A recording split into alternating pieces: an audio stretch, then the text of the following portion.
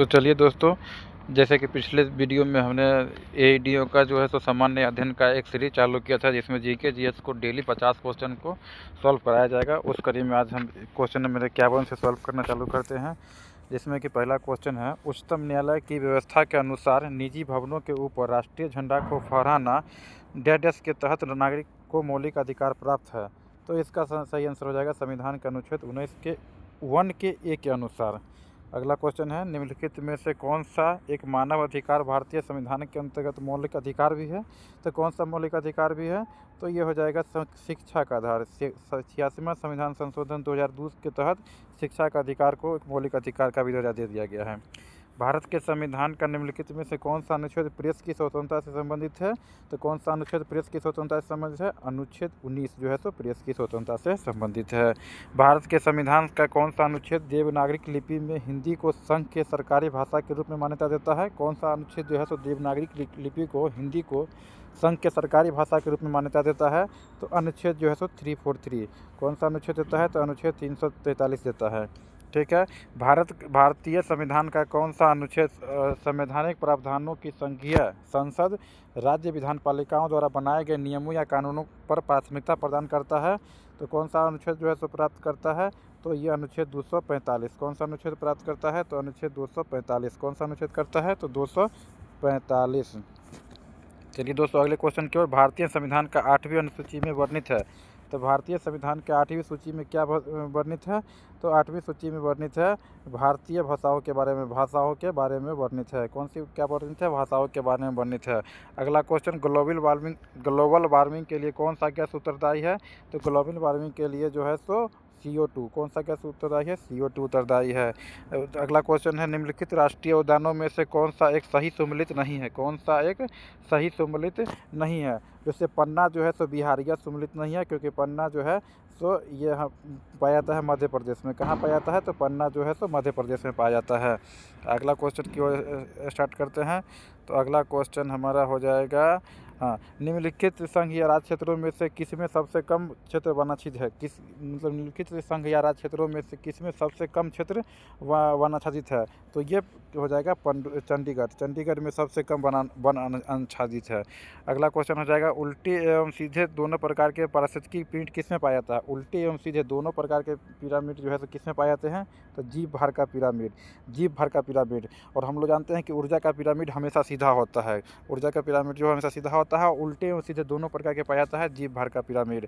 अगला क्वेश्चन है, निम्नलिखित में से कौन सा समुद्री जैव विविधता के दृष्टिकोण से दुनिया का सबसे समृद्ध क्षेत्र है, जिसमें ज्वार नदमुख, समुद्र तट, निकट तटीय पर्यावरण के जंगल, समुद्री घास, प्रवाह भित्तियाँ, नमक दलदल और मैंग्रोव के साथ 21 द्वीप शामिल है?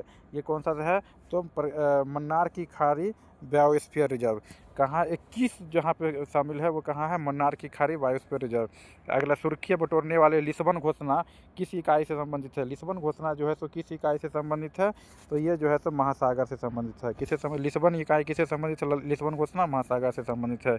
निम्नलिखित में से कौन सा कथन सही है? कौन सा कथन सही है? तो कौन सा कथन सही है? जैसे तो इसका जो है सो 2011 की जनगणना के अनुसार सिक्किम की संख्या 6 लाख है।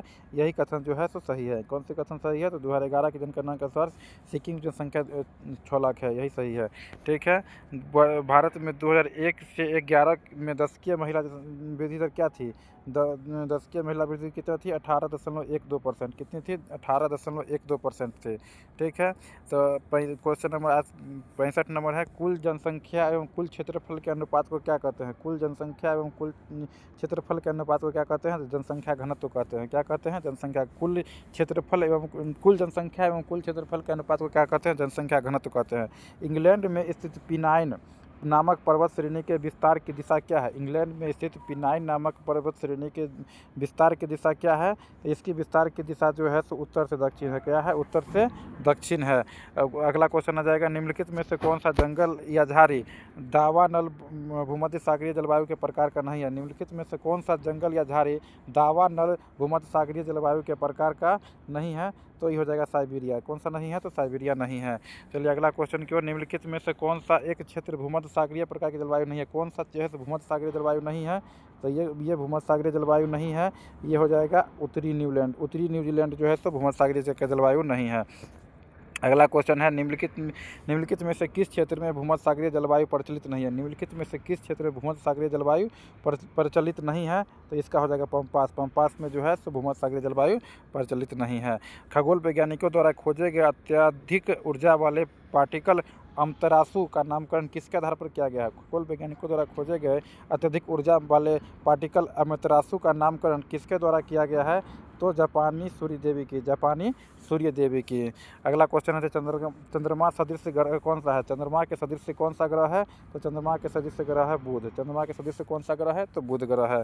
पृथ्वी और सूर्य के बीच अधिकतम दूरी कब होती है। पृथ्वी और सूर्य के बीच अधिकतम दूरी ऑफशोर में होती है। कब होती है, ऑफशोर में। और यही पृथ्वी और सूर्य के बीच न्यूनतम दूरी कब होती है, तो उपशोर में। उपशोर 3 जनवरी को होता है।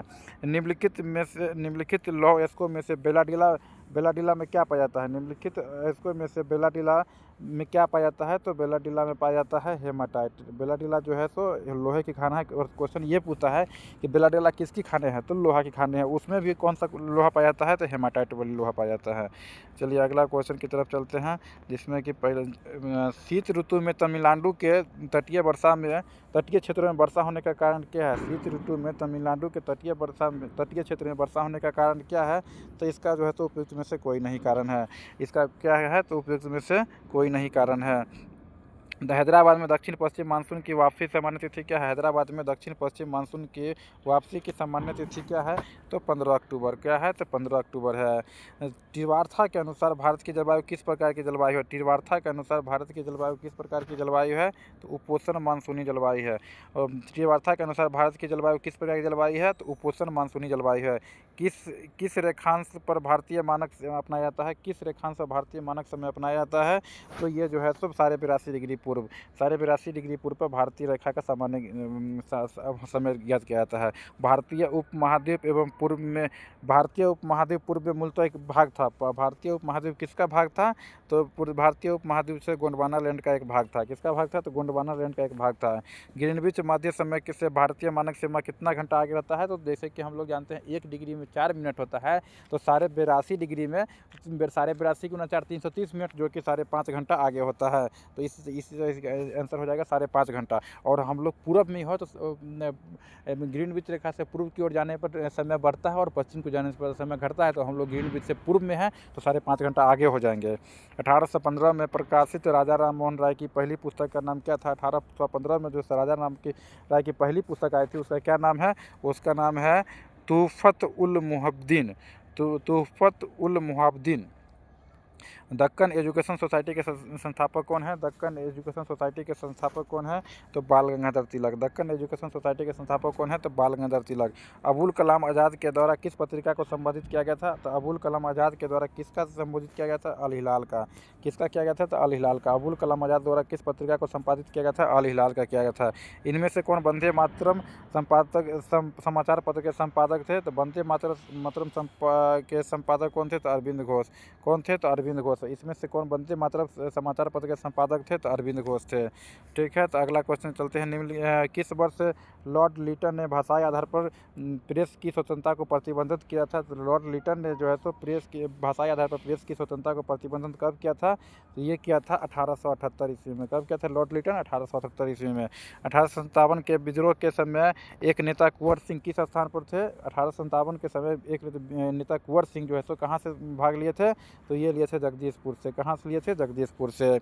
1857 के विद्रोह के समय दिल्ली का प्रभारी अंग्रेज अधिकारी कौन था। 1857 के समय दिल्ली का प्रभारी अंग्रेज कौन था, तो ये था उपयुक्त में से कोई नहीं या उपयुक्त में से एक से अधिक। तो इसमें से ऑप्शन में कुछ नहीं दिया गया है, जो कि कौन था। 1857 के समय दिल्ली का जो है तो अंग्रेज अधिकारी कौन था, तो अंग्रेज अधिकारी था इसमें से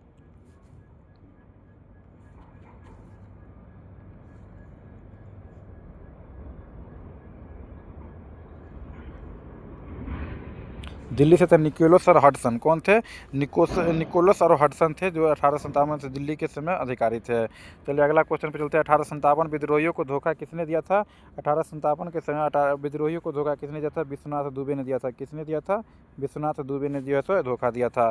शेरशाह की भू लगान व्यवस्था की निम्नलिखित में से किसे तुलना की जा सकती है? शेरशाह के जैसे भू लगान की व्यवस्था जो है निम्नलिखित में से किसे तुलना की जा सकती है? तो रैयतबारी व्यवस्था से। किसे तुलना की जा सकती है? तो रैयतबारी व्यवस्था से तुलना की जा सकती है।